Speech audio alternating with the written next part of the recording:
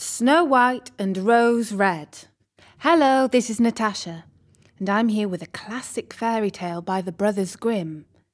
It's not to be confused with Snow White, which we did simply ages ago. This is an entirely different story about two girls called Snow White and Rose Red. If you love animals, you will really enjoy this story. A poor widow once lived in a little cottage with a garden in front of it, in which grew 2 rose trees, one bearing white roses and the other red. She had 2 children, who were just like the 2 rose trees. One was called Snow White, and the other Rose Red. And they were the sweetest and best children in the world.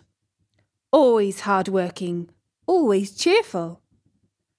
But Snow White was quieter and more gentle than Rose Red.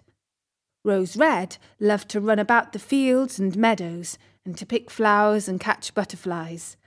But Snow White sat at home with her mother and helped her in the household, or read aloud to her when there was no work to do.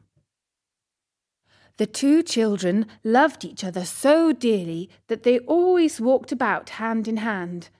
And when Snow White said, "We will never desert each other," Rose Red answered, "No, not as long as we live." And the mother added, "Whatever one gets, she shall share with the other."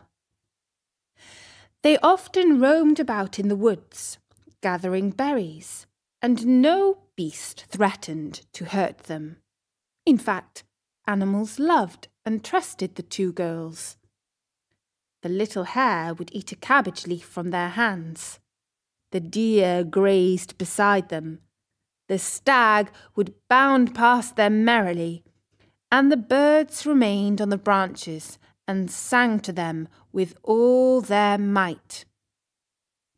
No evil ever befell them. If they stayed late in the wood and night overtook them, they lay down together on the moss and slept till morning, and their mother knew they were quite safe and never felt anxious about them. Once, when they had slept all night in the wood and had been wakened by the morning sun, they saw a beautiful child in a shining white robe sitting close to their resting place. The figure got up, looked at them kindly, but said nothing and vanished into the wood. And when they looked around them, they realized that they had slept quite close to a deep crater in the ground. If they had gone a few steps further in the darkness, they would have fallen into it. When they told their mother of their adventure, she said what they had seen must have been the angel that guards good children. Snow White and Rose Red kept their mother's cottage so beautifully clean and neat that it was a pleasure to go into it. In summer, Rose Red looked after the house, and every morning before her mother awoke, she placed a bunch of flowers before the bed. From each tree, a rose.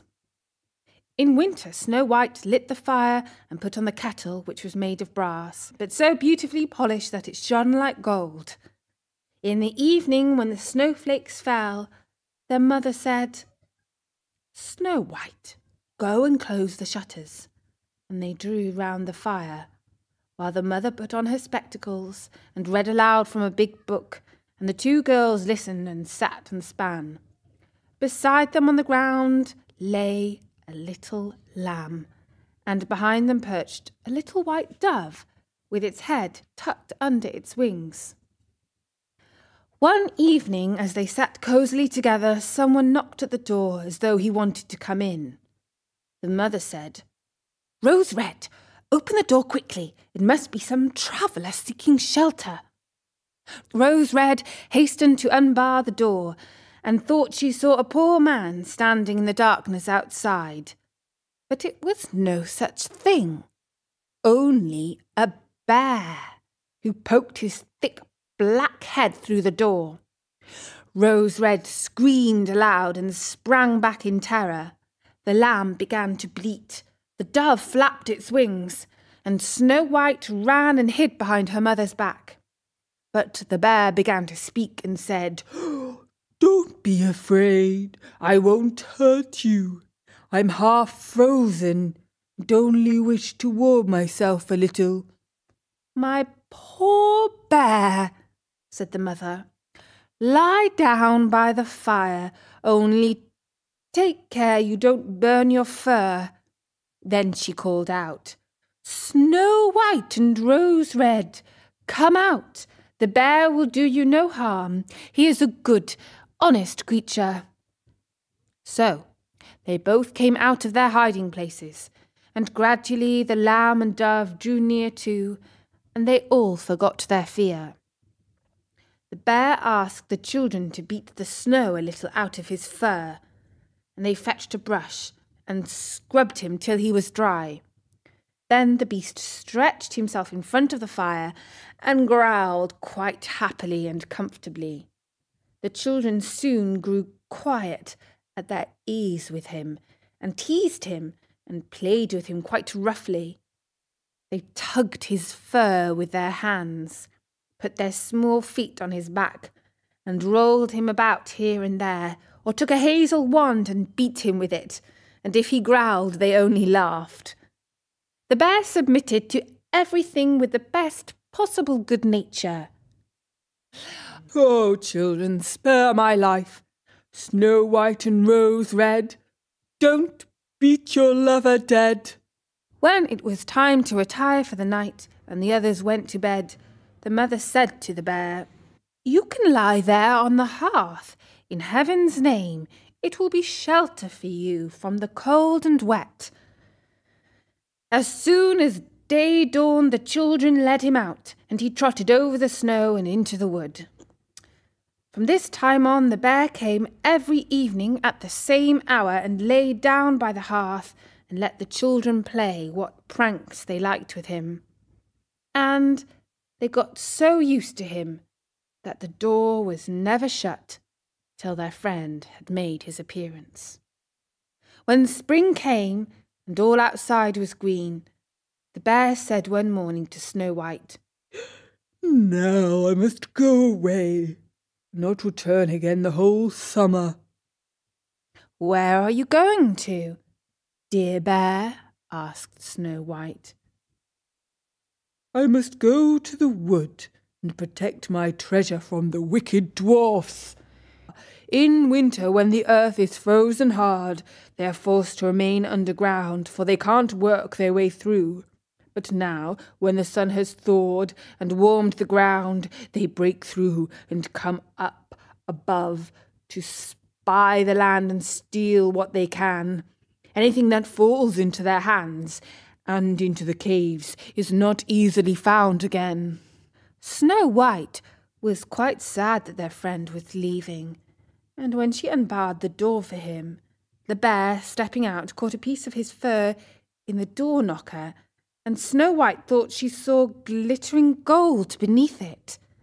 But she couldn't be certain of it, and the bear ran hastily away and soon disappeared behind the trees. A short time after this, the mother sent the children into the wood to collect twigs to start the fire.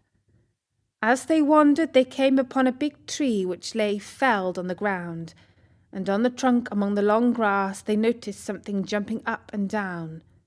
But what it was, they couldn't be certain. When they approached nearer, they saw a dwarf with a wizened face and a beard a yard long. The end of the beard was jammed into a cleft of the tree, and the little man sprang about like a dog on a chain and didn't seem to know what he was to do. He glared at the girls with his fiery red eyes and screamed out, "What are you standing there for? Can't you come and help me?" "What were you doing, little man?" asked Rose Red. "You stupid, inquisitive goose," replied the dwarf. "I wanted to split the tree to get little chips of wood for our kitchen fire. My beautiful white beard has got caught in a cleft, so here I am stuck fast, and I can't get away, And you silly, smooth-faced milk and water girls just stand and laugh. Ah, what wretches you are! The children did all in their power, but they couldn't get the beard out. It was wedged in far too firmly. "I will run and fetch somebody," said Rose Red. "Crazy blockheads," snapped the dwarf.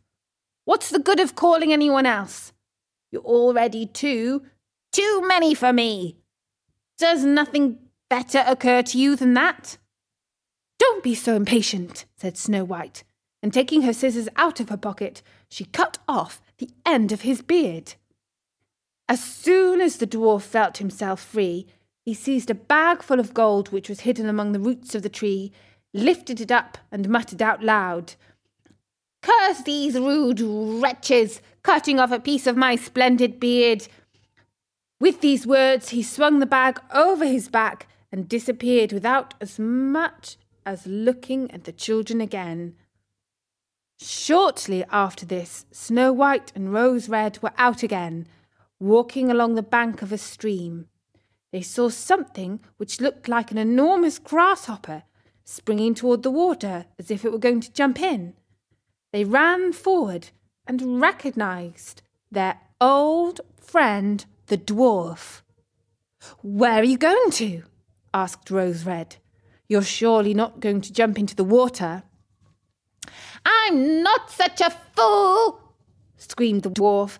"Don't you see that this cursed fish is trying to drag me in?" The little man had been sitting on the bank fishing, when unfortunately the wind had entangled his beard in the line. Immediately afterwards, a big fish bit, and the feeble little creature had no strength to pull it out. The fish dragged the dwarf toward him. He clung on with all his might to every reed and blade of grass. The girls came up just in the nick of time, held him firm, and did all they could to free his beard from the line, but in vain. Beard and line were in a hopeless muddle. All they could do was to take out the scissors again to cut the beard. The little man was far from grateful to the girls for rescuing him. He yelled to them, "Do you call that manners, you toadstools, to disfigure a fellow's face? It wasn't enough that you shortened my beard before, but you must now cut off the best bit of it." Then he fetched a sack of pearls that lay among the rushes, and without saying another word, he dragged it away and disappeared behind a stone. It happened that soon after this, the mother sent the two girls to the town to buy needles, thread, laces, and ribbons. Their road led over a heath, where huge boulders of rock lay scattered here and there.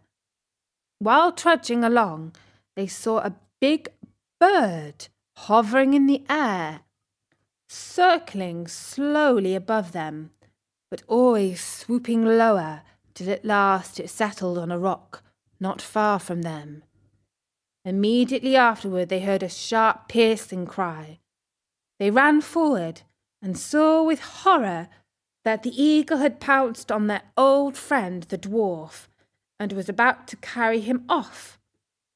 The tender-hearted children seized hold of the little man and struggled so long with the bird that at last he let go his prey. When the dwarf had recovered from the first shock, he screamed in his screeching voice, "Couldn't you have treated me more carefully? You have torn my thin little coat all to shreds." Then he took a bag of precious stones and vanished under the rocks into his cave. The girls were used to his ingratitude and went on their way and did their business in town. On their way home, as they were again passing the heath, they surprised the dwarf pouring out his precious stones on an open space, for he had thought no one would pass by at so late an hour. The evening sun shone on the glittering stones, and they glanced and gleamed so beautifully that the children stood still and gazed on them. "What are you standing there gaping for?" screamed the dwarf, and his ashen grey face became scarlet with rage.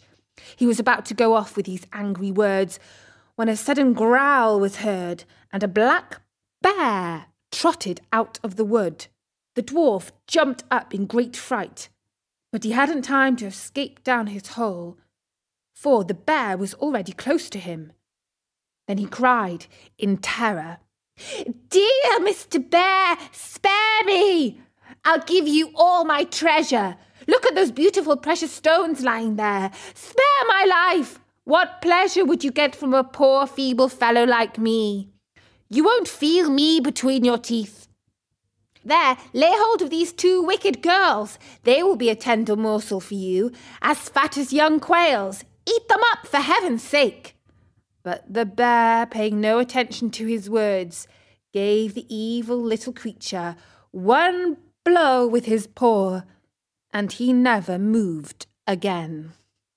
The girls had run away, but the bear called after them, "Snow White and Rose Red, don't be afraid. Wait, and I'll come with you." Then they recognized his voice and stood still, and when the bear was quite close to them, his skin suddenly fell off, and a beautiful man stood beside them, all dressed in gold. "I am a king's son," he said, "and have been doomed by that unholy little dwarf who had stolen my treasure to roam about the woods as a wild bear till his death should set me free. Now he has got his well-merited punishment. In due course, when the girls were old enough, Snow White married the prince, who had been a bear, and Rose Red, his brother, and they divided the great treasure the dwarf had collected in his cave between them. The old mother lived for many years peacefully with her children, and she carried the 2 rose trees with her, and they stood in front of her window, and every year they bore the finest red and white roses. And that was the story of Snow White and Rose Red by the Brothers Grimm. And Bertie says that we have very lightly adapted the Andrew Lang version from his Blue Fairy book, which was published in the year 1889. We do hope that you enjoyed this rather charming story. And don't forget, there are many other fairy tales and stories on storynori.com. Bertie's also asked me to tell you about a new app called Aha Radio. It makes it super easy to listen to our stories in your car.